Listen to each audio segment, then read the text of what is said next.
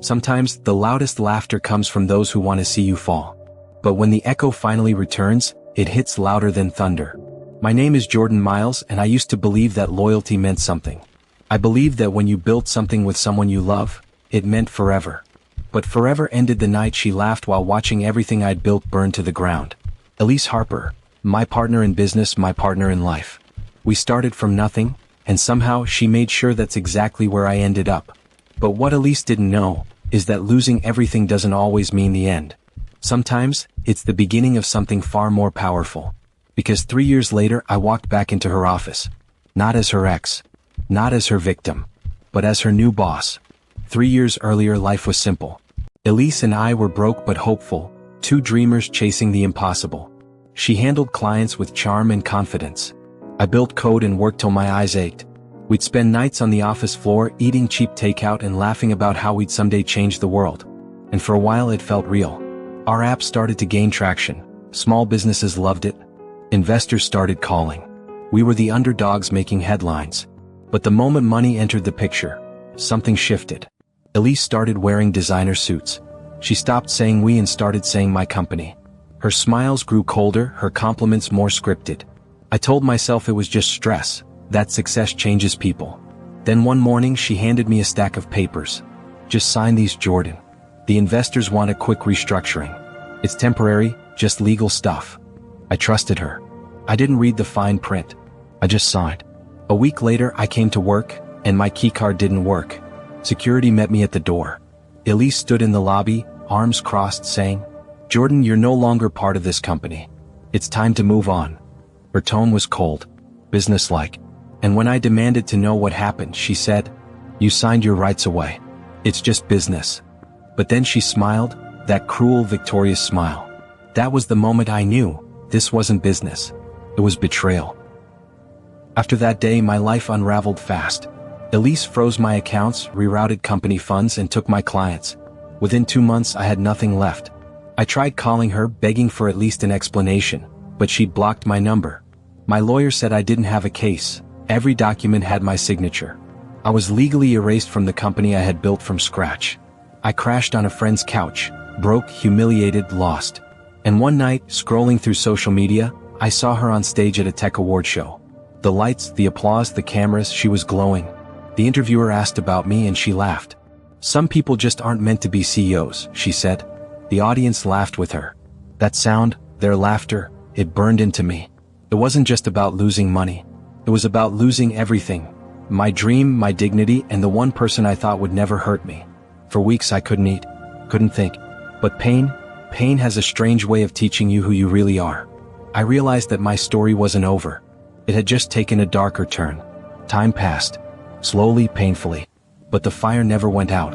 I started freelancing, small gigs, long nights. I slept 3 hours a night and worked through exhaustion. Each new client, each successful project, became a brick in my silent comeback. I studied business law, mergers, acquisitions, all the things I'd ignored before. I learned how to protect myself, how to build smart. And with every lesson, I felt that emptiness inside me harden into resolve. 2 years later, I stumbled upon an article about Elise's company. Behind the glossy image, cracks were showing. Rapid expansion. Unpaid debts. A lawsuit from a former employee claiming fraud. She was bleeding money quietly, desperately. And that's when the idea formed. I didn't want to destroy her. I wanted her to feel what I felt, the fear, the helplessness, the regret. But I wasn't going to shout or fight. I was going to win the way she never expected, silently. I created a new company, hidden behind a holding firm, untraceable to my name. We built software that did what her product did, but faster, cheaper, better. I recruited the very people she'd underpaid and ignored. Talented engineers, designers, and managers who'd grown tired of her arrogance. We worked in silence, under the radar. Our growth was steady, invisible, until suddenly we were everywhere.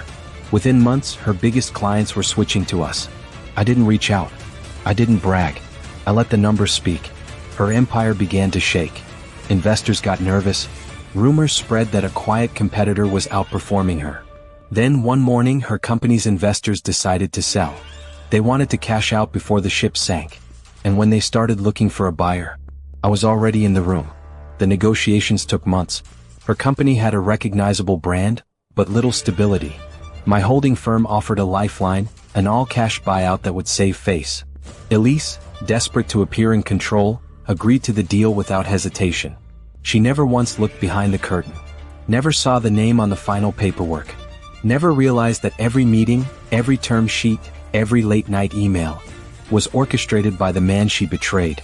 The day of the final signing arrived. I flew back to the city I'd sworn I'd never see again. The office looked the same, sleek glass, cold steel, soulless perfection. When I walked into the boardroom, my chest tightened. Every memory came rushing back.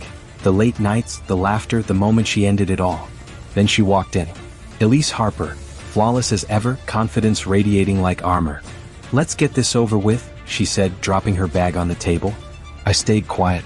The signing began. Cameras flashed, lawyers smiled, hands shook. She didn't even glance at me. I was just another investor to her. And then the final paper slid across the table. She signed it, still smiling. That same smile that once haunted my dreams. When the last lawyer left the room, I finally spoke. "You always did have a good sense of humor, Elise." Her pen froze midair. She looked up, confused at first, then terrified. That voice, she knew it. "Jordan?" I smiled. "Congratulations. You just sold your company, to me." The silence that followed was beautiful. Her face went pale. Her hands trembled. For once, she had nothing clever to say. I stood up, straightened my jacket, and looked her in the eyes. "I'm not here to destroy you, Elise. I just wanted you to understand what it feels like to lose everything you thought you owned." She opened her mouth, but no words came out. I didn't wait. I turned and walked out. By the time she processed it, I was already gone. A week later, she was officially removed from the board. I kept every employee except her.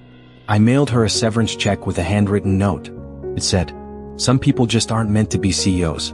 Months passed. The company, my company, thrived.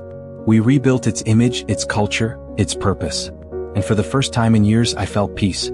I didn't think about Elise much anymore. Until one day I saw her again, sitting alone in a cafe. No makeup, no cameras, no confidence. Just a person stripped of her power. Our eyes met. For a moment I felt pity. Then I realized I didn't need revenge anymore. I already had something she'd never understand: freedom. Because real revenge isn't about watching someone fall. It's about rising so high that they have to look up just to see you. And when you finally get there, you realize you don't even need them to. This was Echoes of Revenge, where silence speaks louder than anger. And justice always echoes back.